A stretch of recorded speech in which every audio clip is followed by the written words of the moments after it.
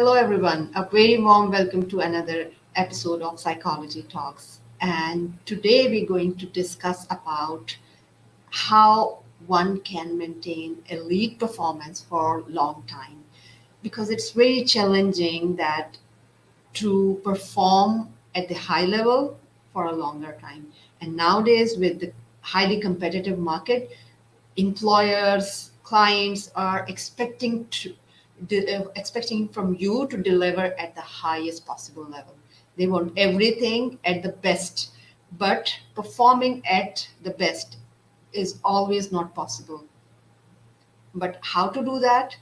There are certain secrets to it, and that is exactly we are going to discuss today with one of our esteemed guests who is teaching CEOs and other employees to perform at the peak or at the best for long time.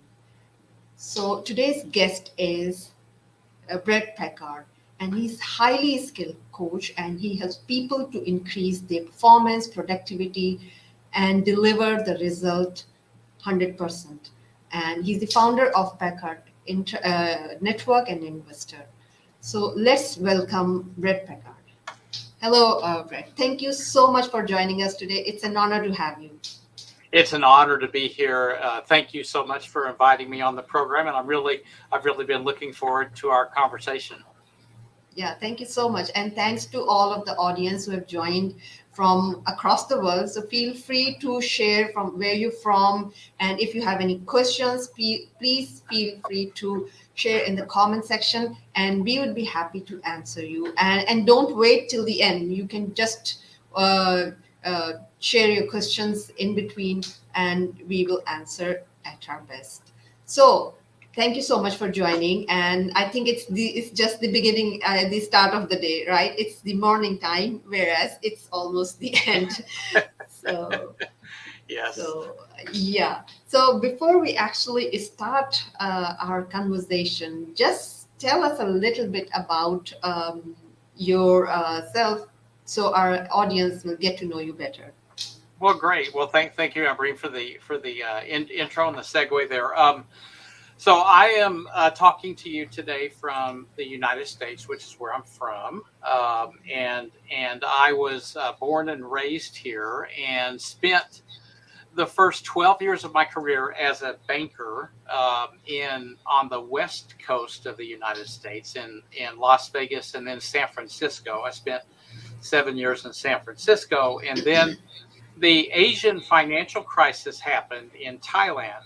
And 1997, the currency, the Thai baht, basically blew up and created a contagion risk across Asia. And so I was asked in 1998 to go over to Asia to help build sales processes for the bank I was working at, which was Citibank. Mhm. And so I went to Asia and basically spent the rest of my career, my corporate career, in Asia, and I spent lived for 6 years in lived in Singapore 3 times, lived in Japan for 6 years.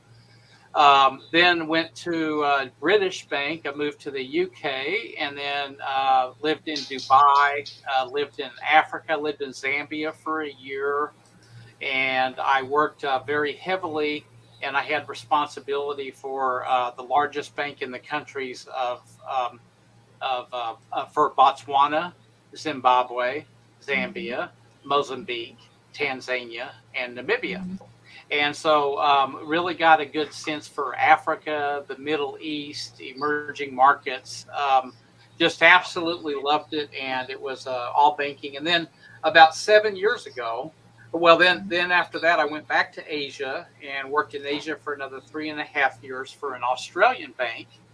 And then after that, basically, I came back to the U.S. because my wife was caretaking for her parents. So I basically, for the last 7 years, have been literally hand washing dishes, doing laundry, and supporting my wife, preparing meals while she could caretake for her sick Yeah. parents. And we lost both of them rather recently. So we're in the process of kind of going back to our permanent home, which is in Las Vegas. I'm in Nebraska right now, which is kind of in the middle part of the country. And that's a little bit about me, my corporate experience, lived around the world. I love your following, Ambreen, international following. I might be from the U.S., but I've had the honor of working and experiencing so many different cultures and meeting people from all over the world and living in those places. It's really been a phenomenal experience, which I'm very grateful for. Yeah, thank you so much. And you have the inspiring journey, actually. And sorry to hear about the loss that you've gone through recently Thank you. about your wife's parents. And I often say this to a lot of people that, these relationships actually matter a lot. They may be taking, sometimes they need us the most. And I'm sure you must have sacrificed a lot while taking care of them. But I'm sure that this is the only thing you need or your family needs, because these are the only relationships, or the human relationships are the only thing we have in our lives. Rest of the things are just material. It goes with time, but these are the things that are remain forever. I mean, of course, like your in-laws are not here at the Hmm. moment, but whatever the work you've done for them, it will always be remembered, and it will have an impact Absolutely. over your current life and the in future as well. So that's the I great work agree. that you. I completely agree, and thank you for saying that. And I completely agree with that. There's no regrets, and it's like anything in life. As you said, it's all about relationships and the love we have for one another as human beings. And so I'm very grateful for the opportunity to do that. And now I can impact additional people as well. So that's really what I live to do, like you do. It's really great to be able to help other people. Yeah, that's true. Thank you. So moving on to our discussion now, like having that state of mind where people deliver the best, or where, you must have heard that the psychologist refer to the state where it's called flow, the state of flow, where people enjoy working. And if they achieve that state, it's usually the state when they are the most productive state. So today, as the topic is there, that the secrets of a performance. So, what is the secret of getting into the flow or performing at the best?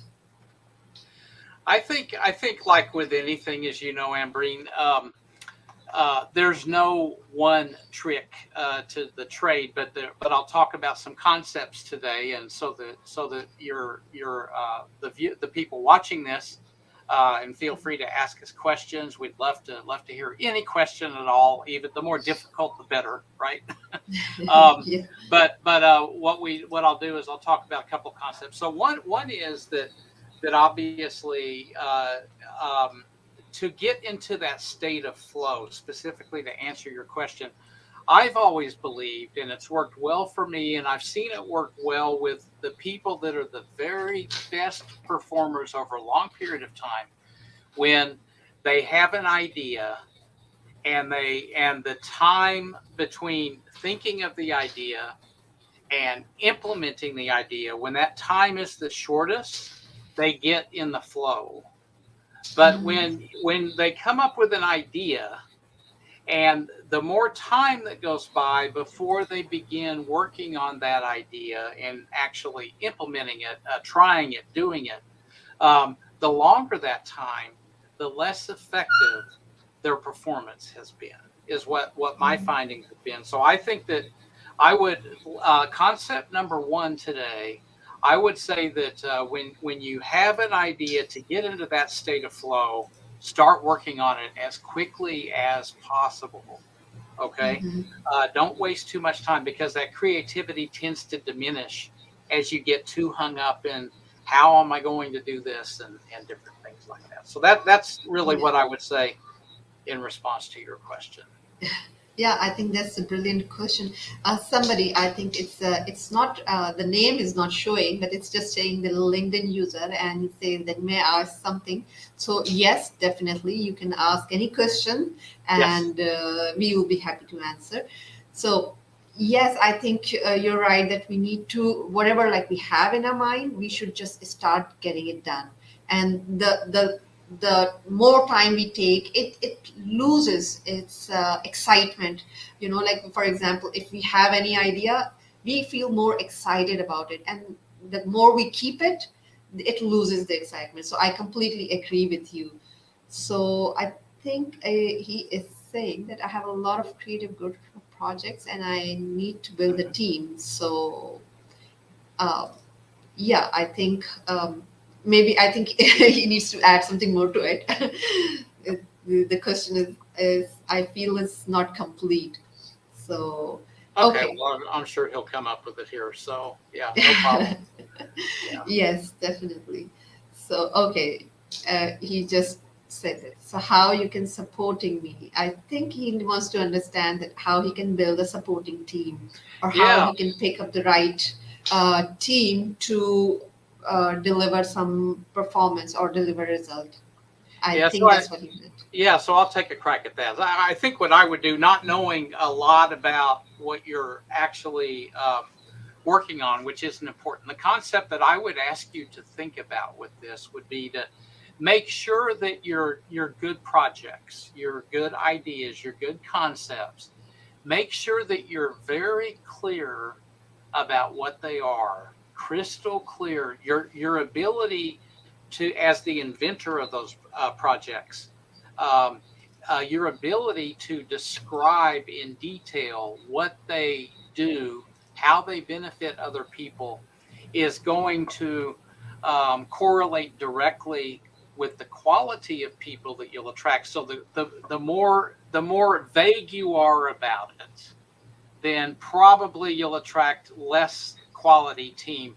The more specific clarity you have, you're more likely to attract the better people that way as well. So I would spend a lot of time clearly defining your proposition. And Steve Jobs with Apple, everybody knows this, so I'm not telling you things that you don't know, but he was pretty effective. He changed a lot of lives, and he said one time, I think something like, you should make a dent in the universe. And he did that. He and his team did that. He attracted the very best people back when they did it that way, because they took this concept of the internet, which at one point was a project, right? And Breen, it was a Yeah. project, and he was able to actually put that into a device that you could take with you and make a phone call with. And that is a dent in the universe. And we all know what has happened with smartphone growth since that concept. Since he had that concept, just like this LinkedIn user has some good projects. So make sure you clearly define, just like Steve Jobs did, what you're working on. And I think that'll be a step in the right direction for getting the very best people to at least listen to your pitch, and maybe they'll come work for you. Yes, I think that's a brilliant advice. I think clarity is the clarity and transparency. This is Yes. the best thing that, you know, like if you look at all these leaders, as you mentioned, Steve Jobs, Elon Musk, they always focus on clarity and transparency. The communication should be very clear. Whatever the goal is, it should be communicated in a very, very clear way, and it should be transparent. Nothing should be hidden from there, because one thing is it gives the clarity, secondly it builds the trust among all the team members that whatever you are doing is actually, or whatever you are sharing with them is actually working towards the goal. It's there is no hidden agenda about anything. So that is, I think this is very, very important thing. So I guess we answered the question from this. Uh, yeah, I think he's just saying that I'm a person who believes with all my heart that human beings can transcend the limit of mathematics. You Hmm. need to support me. Yeah, definitely. We Yeah, all need support, and we that's do. how. Exactly, it is. And that's what he just said, that, you need to be clear about your objective. You need to be clear that what you want out of this. And that is how we build support, Absolutely, right? and you're right about that. We can exceed the power of mathematics because the human mind. I don't know. Anne Breen would know a lot more about this than me, but I consider her one of the experts when it comes to psychology, and I understand it pretty well when it comes to business. But Anne Breen, correct me if I'm wrong, but isn't the human mind capable of producing so much more than a supercomputer, even, or a high powered Absolutely. computer or something like that, right? So I think the Absolutely. first part of his statement I completely agree with. So we can achieve great things. Yes, I completely agree with you that human mind has much more power than any of the supercomputer of this world. Even currently, whatever the artificial intelligence or whatever like these supercomputers are capable of, our mind is much more capable of doing much more better things. So that's what I exactly agree with. And I think Jeremy is also saying that on awesome share how the law of like and contagion play a role in life and in business. Absolutely. Yeah, they do. Absolutely. Absolutely. Agreed. Well said. Yeah. Okay, so moving on further. So, like as we talking about the elite performance and continuously, like when the person is expected to deliver the best, there is a time when they feel drained or exhausted, and the chances are that they actually this high expectation lead them to burnout. So what is the technique to balance this and to avoid burnout, whereas delivering the best on the continuous basis? Yeah, I think it's a great question because the key is, I mean, your question is one around sustainability. So how, Yeah. because let's say that somebody's they work for a company and their performance for the year is exceptional and their Yeah. elite performance, and then the following year, let's say the next year, let's say that we're going to have a recession, okay, or Yeah. something is gonna an external shock is going to happen to the system, and the person's continuing to do the same things they did last year, which yielded exception elite performance.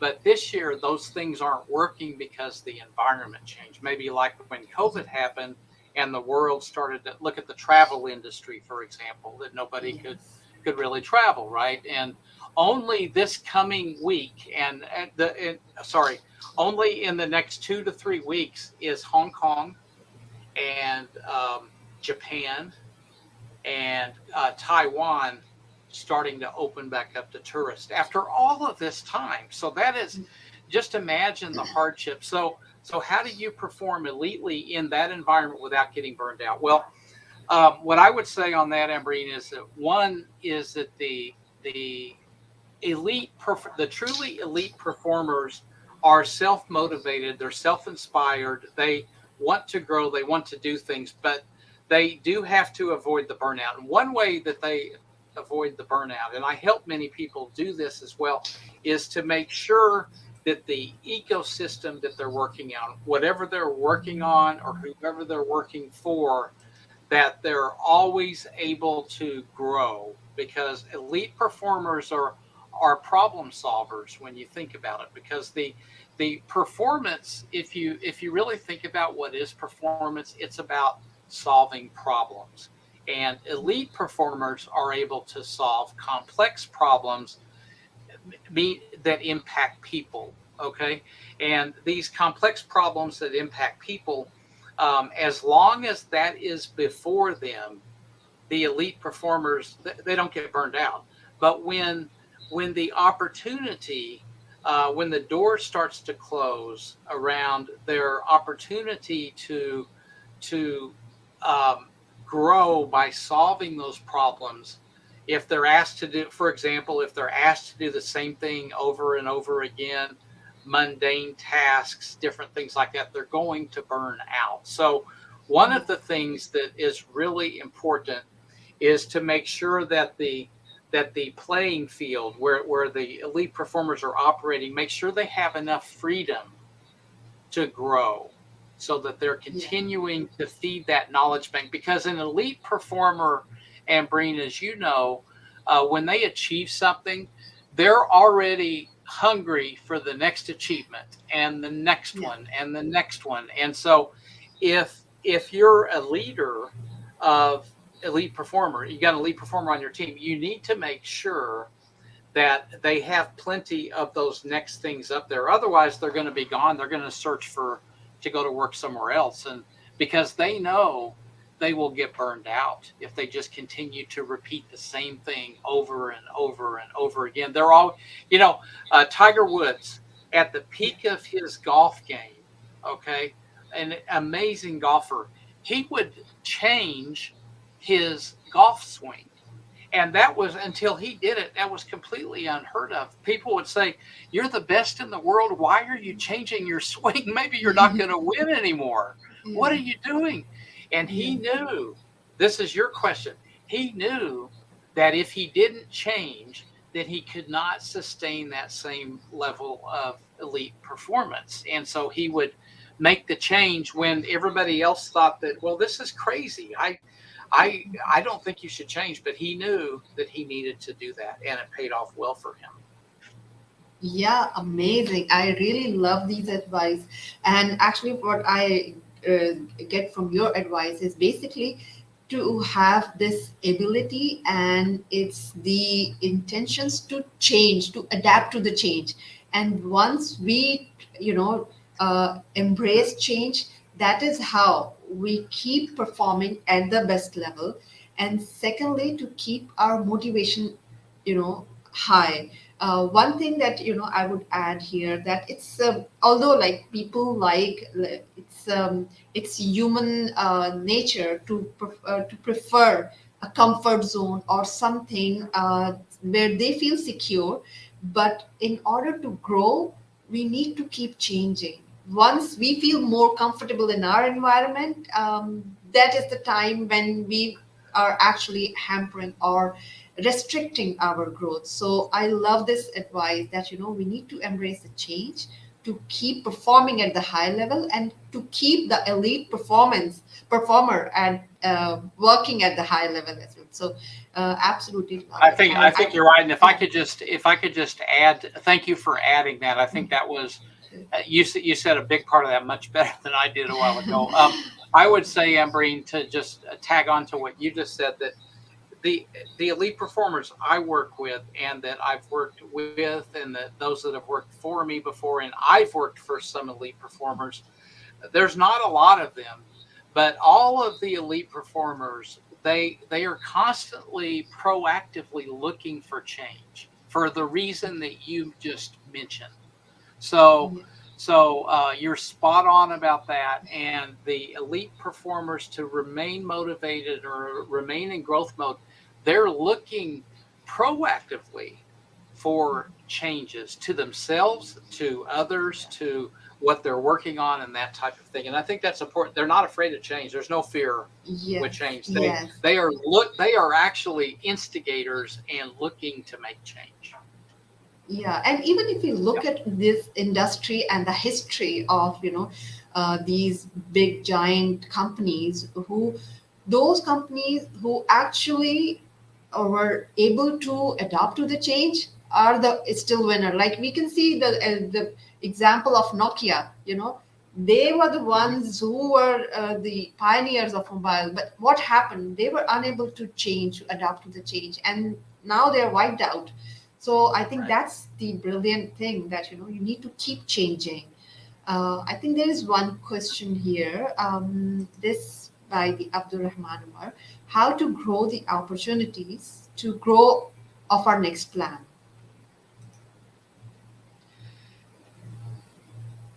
Yeah. So that's a very deep question. So not a real simple answer to that, but what I would say here, how to grow the opportunities to grow of our next plan. So if I want to make sure I understand it correctly, and if I don't, please re-ask that question to me. But what I would say is that always thinking ahead on a changing horizon. let me talk about adversity, because I think maybe that question is getting around to when things are changing on the horizon. I believe strongly in everybody working on something called adversity quotient. Everybody, a lot of people talk about IQ, intelligence quotient, EQ, emotional quotient. Those are really important, and they serve very specific purposes. Adversity quotient.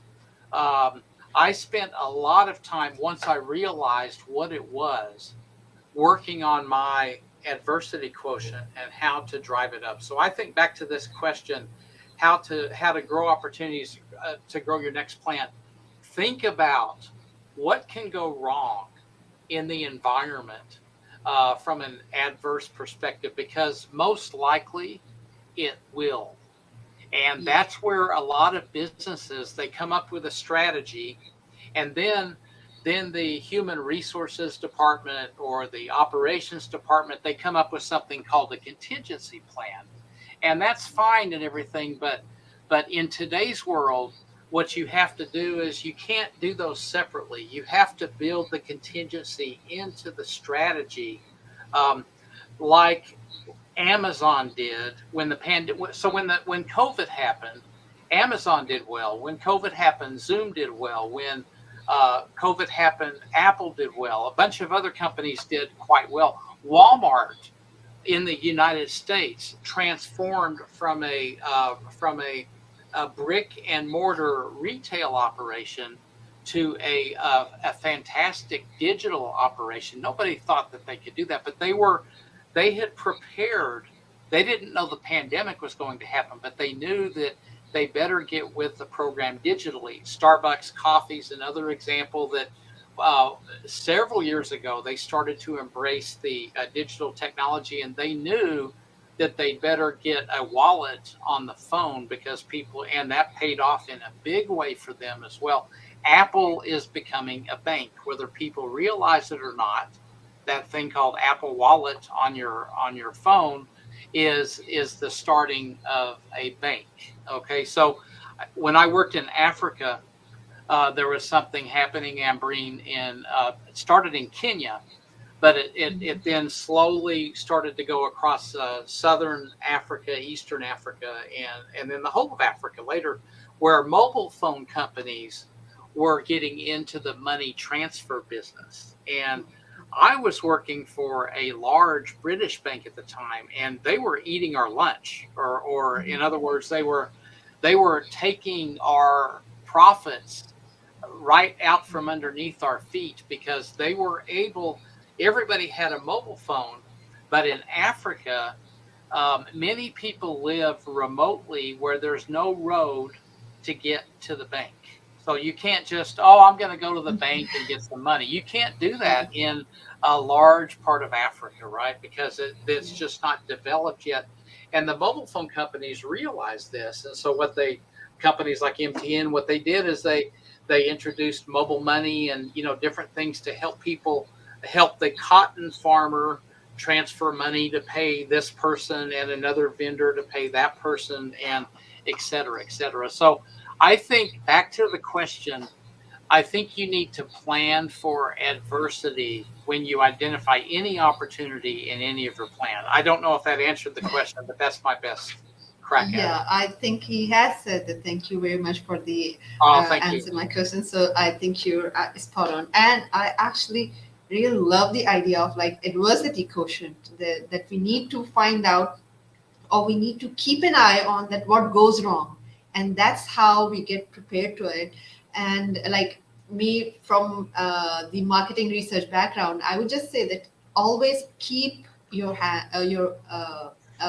keep an eye on your consumer or your customer, that what do they want. This is the most important thing Yes. that a business need to know. They should know that what exactly, whoever they are serving to, they should know that what are their real wants and needs are.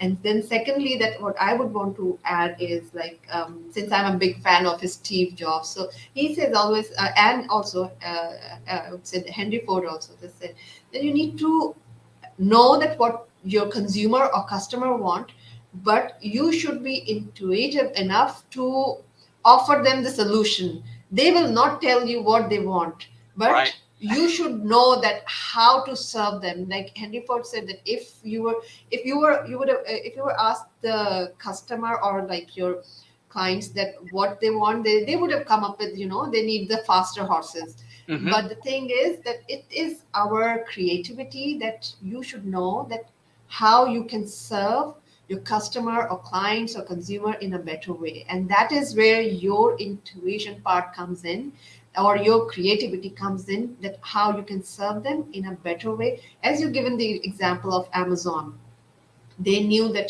they need to move to somewhere else, to offer something else more than that, just the not the mortar and brick Yes. level. They need to go to offer something more to it. So that's, I really love the insights that you share. Yeah, I think it's great. And if I could just add to that, you're exactly Yeah. right that it's really about relevance. And you raised a point about keeping your eye on the customer. Elite performers watch the customer like a professional tennis player watches the tennis ball. Yeah. Okay. They don't take their eye off the ball, even if it starts to rain during the tennis match. Yeah. They're going to keep their eye on that ball. And that's what elite performers do. And a lot of people say to me, Ambry, when I talk about this, I say, well, you mean focus, right? Well, not really. I think that focus, I think a lot of people have focus wrong. And the way that Mhm. I look at it is that I believe that being able to keep your eye on the ball, using that, sticking with that analogy, that a person needs to eliminate the other distractions in their life. So the elite performer can take their personal worries, clear their head of those. They can take their financial worries, clear their head of those, so that they can focus on their customer.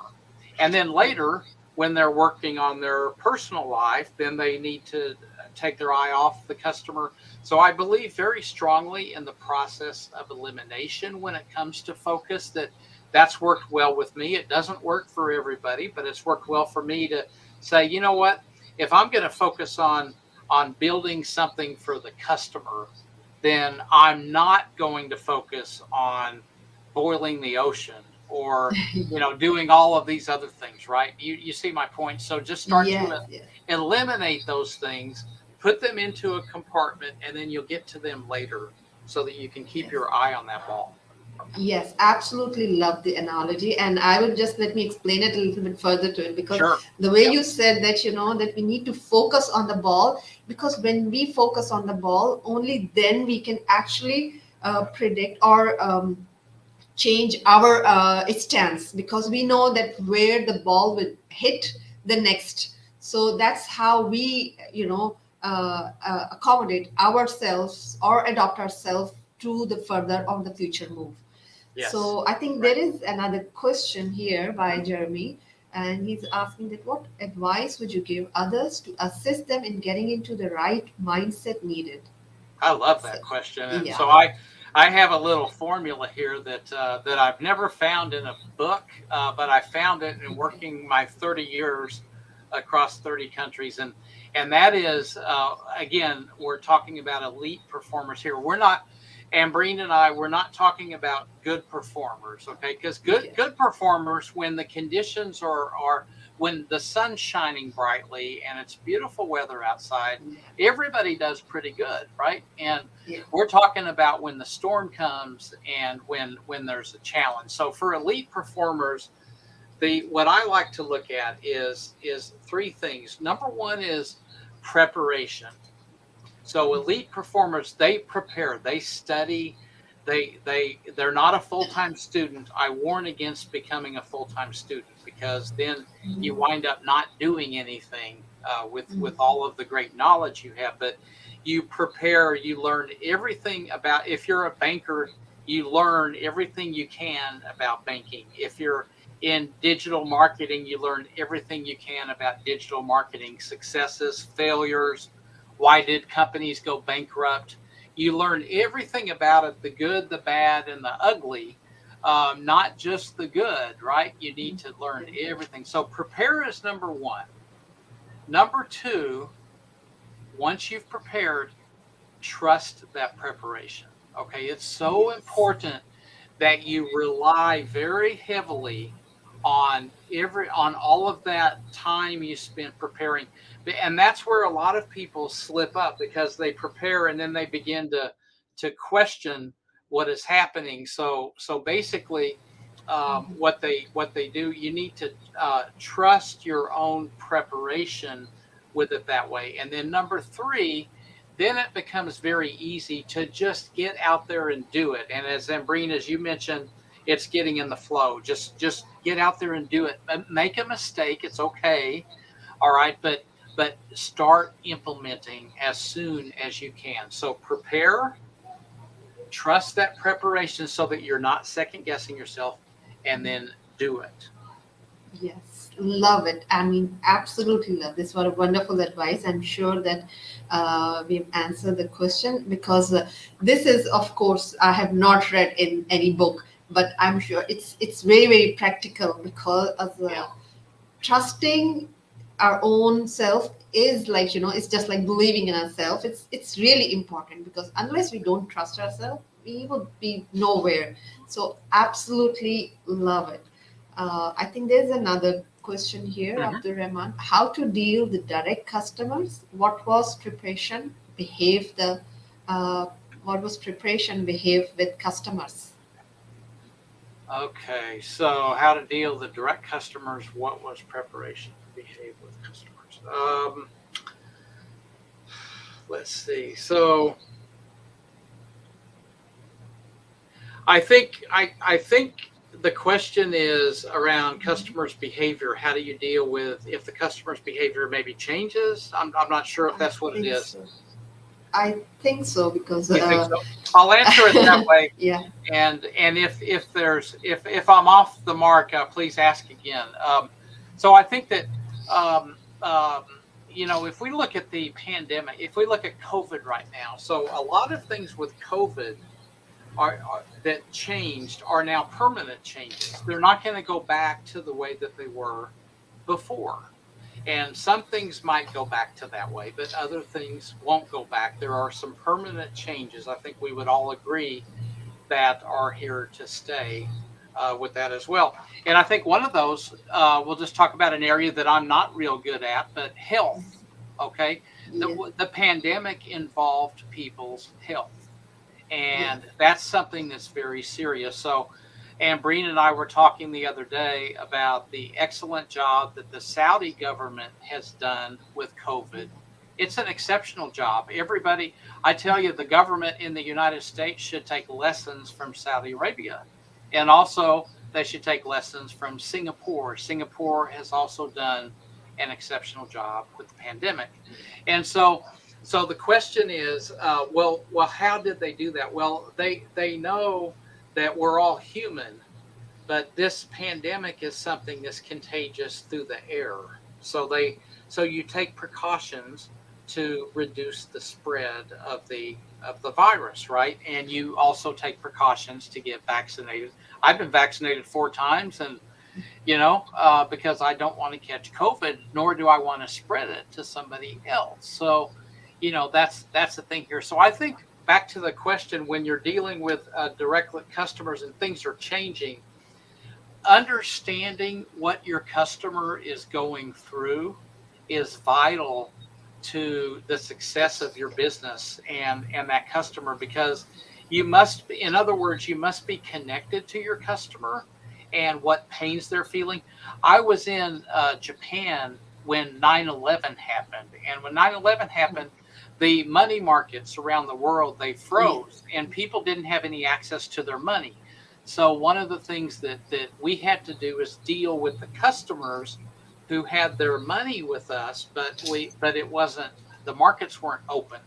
So that was a big challenge that we had, and it was very important for myself, being in a leadership position, that our people knew what to tell the customer um, about what the next steps were, with the money markets, even though we didn't know. And so we made some promises to the customer that we would be proactive and we would keep them updated as soon as we knew something, and we delivered on that commitment. So I would say that make promises, but make sure that you can always exceed those promises. Awesome. I think that's amazing answer. And I think he's just got the Well, answer thank you. because he Right. said that. Thank you, Mr. Thanks for the. Romar. Yes. Yeah. So it's amazing. I think if we keep talking, and we will keep talking for hours, because this is the topic that we really love, and Yes. we can go on and on, but Yeah. unfortunately we have the limited time. So before we actually close this show, what one advice would you give to our audience today? I would I would say that, and this advice would apply to both elite performers and good performers, right? So that involves adversity. We talked a little bit about AQ. Study up on what AQ is, okay, and how you can control it. But there's three things that I do when I'm faced with adversity. Number one, I don't blame other people for whatever happened because it doesn't solve the problem. Okay. Number two, I don't blame myself. Even if I caused the problem, blaming myself for doing this is like spinning tires in the sand, right? You're not going to go anywhere. So don't play the blame game. Don't blame other humans or yourself. And number three, equally important, understand that whatever the adversity is, that we can deal with this, and it's limited in duration. It's not of cosmic importance. It's not going to be something that is going to be here forever, that we can't deal with. And if that is, those three things, Ambreen, have really helped me a lot. And if there's one thing I'd love for your listeners and the people watching this to take away today, is work on your adversity quotient by doing these three things. The next time something happens that rocks your world, don't blame somebody else.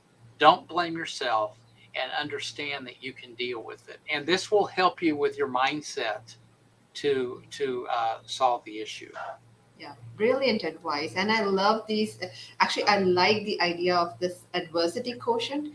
And of course, we should never get into the blame game, because it doesn't get you anywhere. It will Right. just keep you, as you said, there is just the sand in this, like, you just keep rolling. And there's just one question I think Sure. Martin is asking, that what do you mean by feedback? They ask for feedback.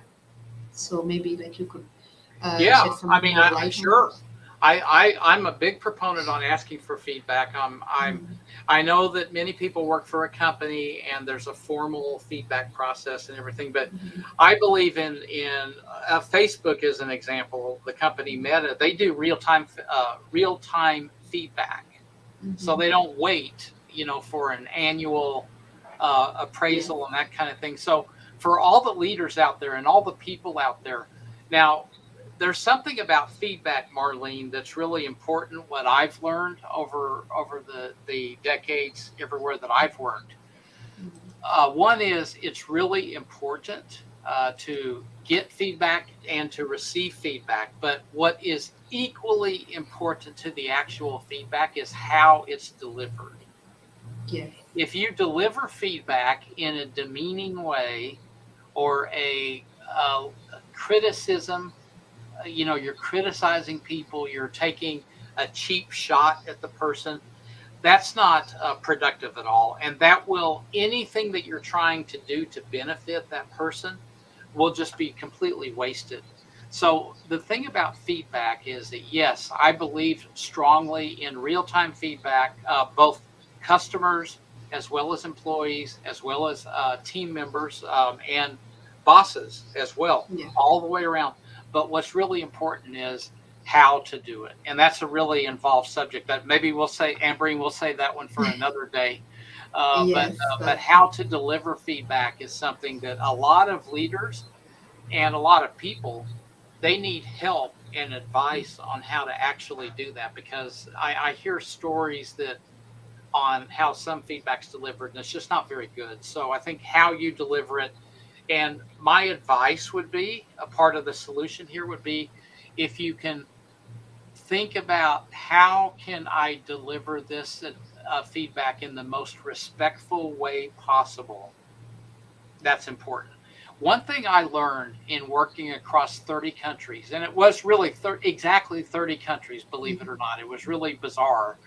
But every country I went to, I had a passport, and you go to immigration. And I had a boss one time that taught me, and Breen, that and Marlene, that Bret, remember one thing: when you're traveling to another country, that you're a guest of that country. It's not your country, you're a guest. So please make sure you behave like a guest. And I did. That was great advice. And I always knew that I had the privilege and honor of being a guest in the country. When my passport got stamped and I walked through that gate, I was a guest in the country. And that perspective also helps me in my country, because it reminds me to be respectful of how other people feel.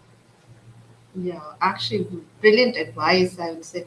I thoroughly enjoyed all your advice and the discussion and the suggestions you shared. It's really wonderful. And yes, on feedback, I think we should arrange some other session because it's a vast topic and Yes. it's very critical and for the leaders to deliver feedback in the right way. So thank you so much, Brett. I really, really enjoyed this discussion, and I'm sure, especially the kind of engagement we got from our audience, I'm sure they must have learned a lot.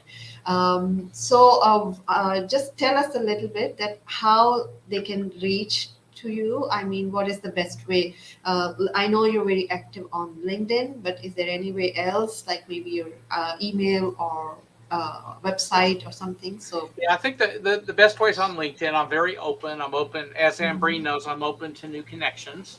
yeah. So follow LinkedIn is probably the best way to get in the funnel with me, and I'm very active. I will engage with you. I will address every comment. Ambreen knows this, Yeah. and every day I post something on LinkedIn from from so I kept a handwritten journal for 30 years when I was Yeah. working, and I've Wow. got, it's 89 books, handwritten books. Wow. And these 89 books are just every night. And I recommend that everybody should do this. And if you haven't done it, don't say, "Oh no, I didn't do it." Just start doing it tonight. Just take Okay. a couple of minutes and write down, what did you learn today?